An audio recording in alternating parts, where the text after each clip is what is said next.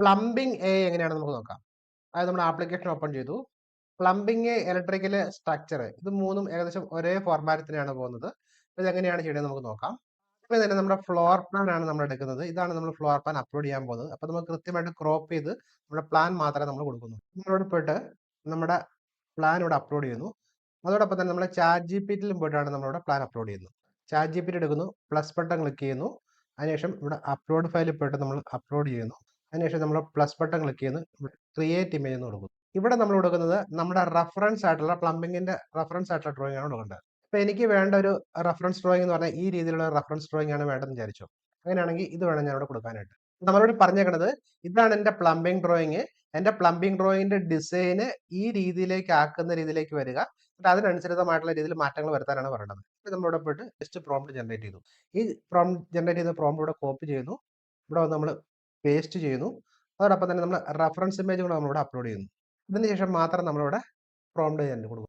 Automatic ആയിട്ട് നമ്മുടെ ആ 2D ഫ്ലോർ പ്ലാനെ ഈ രീതിയിലേക്ക് ആക്കിയും അതിനനുസൃതമായിട്ടുള്ള ഒരു പ്ലംബിംഗ് കാര്യങ്ങളിലേക്ക് വരിക എന്നുള്ളതാണ് ഇതിന്റെ ഉദ്ദേശം. ഇങ്ങനെ വന്നതിന് ശേഷം നമ്മൾ ചെയ്യേണ്ട അടുത്ത പ്രോഗ്രാം എന്ന് പറഞ്ഞാൽ ചാറ്റ് ജിപിടി തന്നെ നമ്മൾ എടുക്കുക. അതിനുശേഷം നമ്മളിവിടെ ഈ ഒരു ഫയൽ നമ്മൾ അപ്ലോഡ് ചെയ്യണം. അതിനുശേഷം നമ്മൾ ഇതിന്റെ അകത്ത് ഇപ്പൊ നമ്മൾ കൊടുത്തേക്കണതിന്റെ അകത്ത് ശരിയാണോ അല്ലെങ്കിൽ എന്തെങ്കിലുമൊക്കെ മിസ്റ്റേക്കുകൾ ഉണ്ടോ അതുള്ള കാര്യങ്ങളൊക്കെയാണ് നമ്മൾ ഇനി അനലൈസേഷൻ ചെയ്യണം. നമ്മൾ കൊടുത്ത 2Dക്ക് അനുസരിച്ച് പ്ലംബിംഗ് ഡ്രോയിങ് ആക്കിയിട്ട് വരുന്നിട്ടുണ്ട്. നമുക്കൊന്ന് ഡൗൺലോഡ് ചെയ്യാം. ഇത് ഡൗൺലോഡ് ചെയ്യുമ്പോഴത്തേക്കും നമുക്ക് വർക്ക് ഏരിയ, കിച്ചണ്, ടോയ്ലറ്റ് അതുപോലെ അതിൻ്റെ അകത്തൊക്കെ വന്നിട്ടുണ്ട്. അപ്പോൾ നമ്മൾ ചെയ്തേക്കുന്നതിൻ്റെ അകത്ത് ചിലപ്പോൾ കുറച്ച് തെറ്റുകളും കാര്യങ്ങളൊക്കെ ഉണ്ടാവും. പക്ഷെ നമുക്കത് എങ്ങനെയാണ് അനലൈസേഷൻ ചെയ്യാന്നുള്ളതാണ് നമ്മൾ അടുത്ത് ചെയ്യണത്. നമ്മളിവിടെ പോയിട്ട് ചാറ്റ് ജിപിടി പോയിട്ട് നമുക്ക് ഇട്ടേക്കുന്ന ഇമേജ് നമ്മളിവിടെ അപ്ലോഡ് ചെയ്യുന്നു. ഇത് അപ്ലോഡ് ചെയ്തതിനു ശേഷം നമുക്കിതൊരു 12 പേജുള്ള ഒരു ഡീറ്റെയിൽഡ് പ്രോംപ്റ്റ് ഉണ്ട്. ഈ ഒരു പ്രോംപ്റ്റ് കോപ്പി ചെയ്യുന്നു. കോപ്പി ചെയ്തിട്ട് നമ്മളിവിടെ പോയിട്ട് പേസ്റ്റ് ചെയ്യണം. അപ്പോൾ ഇതിനകത്ത് നമ്മൾ കൊടുത്തേക്കുന്നതിനകത്ത് മിസ്റ്റേക്കുകളോ കാര്യങ്ങളൊക്കെ ഉണ്ടെന്നുണ്ടെങ്കിൽ നമുക്ക് എങ്ങനെയാണ് അത് കറക്റ്റ് ചെയ്യാൻ പറ്റുക എന്ന് ഉൾപ്പെടെയുള്ള കാര്യങ്ങളായിരിക്കും ആദ്യം കിട്ടുന്നത് നമുക്കൊരു ഇംഗ്ലീഷ് വെർഷൻ ആയിരിക്കും. അത് നമുക്ക് മലയാളത്തിലേക്ക് നമുക്ക് മാറ്റാം. നമ്മൾ കൊടുത്തേക്കുന്ന നമുക്ക് കിട്ടിയേക്കുന്ന ആ ഒരു പ്ലംബിംഗ് ഡ്രോയിങ് അതിനെ നമ്മൾ ചാറ്റ് ജിപിടി ഒക്കെ തന്നെ കൊടുത്തിട്ട് അതിനൊന്ന് ഇൻസ്പെക്ഷൻ ചെയ്യുവാണ്. അപ്പോൾ അതിനകത്ത് മിസ്റ്റേക്കുകൾ എവിടെയൊക്കെയാണ് നമ്മൾ മിസ്സായി പോയിട്ടുള്ളത് അതുപോലെ ഡീറ്റെയിൽഡ് ആയിട്ടുള്ള എല്ലാ കാര്യങ്ങളും തരാൻ പറഞ്ഞാണ് നമ്മൾ കൊടുത്തേക്കുന്നത്. അപ്പോൾ അതിന്റെ റിപ്പോർട്ട് നോക്കിയിട്ട് നിങ്ങൾക്ക് കൃത്യമായിട്ട് ചെയ്യാൻ പറ്റും. ഇത് ശരിക്കും പറഞ്ഞാൽ പ്രൊഫഷണൽ ആയിട്ട് ചെയ്യുന്ന ആളുകൾക്ക് പ്ലംബിംഗ് ചെയ്യുന്ന ആളുകൾക്ക് വേണ്ടിയിട്ടുള്ളതാണ്. അല്ലാതെയുള്ള ആളുകൾക്ക് ബേസിക് ആയിട്ട് ചെയ്യാൻ വേണ്ടിയിട്ടല്ല.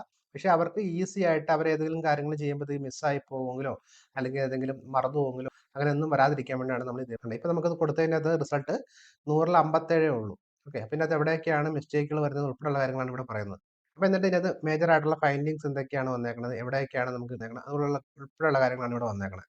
ഓക്കെ, ഇനി നമ്മൾ അതിന് ഇതിനകത്ത് വാർണിങ്ങും കാര്യങ്ങളൊക്കെ വന്നിട്ടുണ്ട്. ഇതിപ്പോ എനിക്ക് മലയാളത്തിലേക്ക് വേണമെന്നുണ്ടെങ്കിൽ ഇവിടെ കൊടുത്താൽ ഈ ഡീറ്റെയിൽഡ് ആയിട്ടുള്ള ഈ നോട്ട് മലയാളത്തിലേക്ക് എനിക്ക് ചെയ്തു തരിക.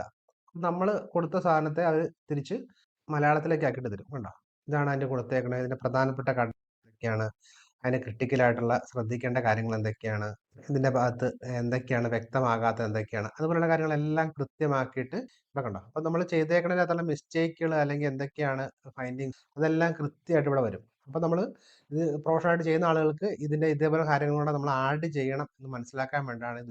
എന്നിട്ട് ഈ ഒരു കാര്യങ്ങൾ ഉദ്ദേശിച്ചിട്ട് വേണം ചെയ്യാനായിട്ട്. ഇതിനകത്ത് വന്നു കഴിഞ്ഞപ്പോഴത്തേക്കും നേരത്തെ കാണിച്ചേക്കണ പോലെ അതിൻ്റെ അകത്തുള്ള എന്തൊക്കെയാണ് മിസ്റ്റേക്കുകൾ വന്നതെന്നുള്ളത് ഇത് കൃത്യമായിട്ട് നിങ്ങൾ ക്യാഡിലേക്ക് വരുത്തിയിട്ട് നിങ്ങൾ മാറ്റങ്ങളൊക്കെ വരുത്തി ചെയ്യുക എന്നുള്ളത് മാത്രമേ ഉള്ളൂ. അപ്പൊ ഈ രീതിയിൽ നമ്മൾ അതിനുശേഷം നിങ്ങൾ ഈ ഒരു പ്രൊഫഷണൽ ചെയ്യുന്ന ആൾക്കാർ ഇതെല്ലാം മാറ്റങ്ങളൊക്കെ വരുത്തി ചെയ്യുക. ഇത് പ്രയോറിറ്റി ഉൾപ്പെടെ കൊടുത്തിട്ടുണ്ട്. എന്തൊക്കെയാണ് ക്രിട്ടിക്കലായിട്ട് നമ്മൾ ചെയ്യേണ്ട കാര്യങ്ങൾ, ആ മസ്റ്റ് ആയിട്ട് നമ്മൾ ചെയ്യണം, കറക്റ്റ് ചെയ്യണം, അതിന് ഓപ്ഷനുണ്ട്. ഇതേപോലുള്ള എല്ലാ കാര്യങ്ങളും ജസ്റ്റ് ഒന്ന് വായിച്ചു നോക്കുക. എന്നിട്ട് മാറ്റങ്ങളൊക്കെ വരുത്തിയിട്ട് കൃത്യമായിട്ട് നിങ്ങൾ ചെയ്യുക. അപ്പൊ ഈ കൊടുത്തേക്കണ സാധനത്തിനകത്തുള്ള ഡീറ്റെയിൽഡ് ആയിട്ടുള്ള റിപ്പോർട്ടാണ് നമുക്ക് കിട്ടിയേക്കണം. ഈ ഡീറ്റെയിൽഡ് ആയിട്ടുള്ള റിപ്പോർട്ട് വായിച്ചു നോക്കിയിട്ട് മാറ്റങ്ങളൊക്കെ വരുത്താൻ വേണ്ടിയിട്ടാണ് നമ്മൾ ഈ ടൂൾ ഉപയോഗിക്കുന്നത്.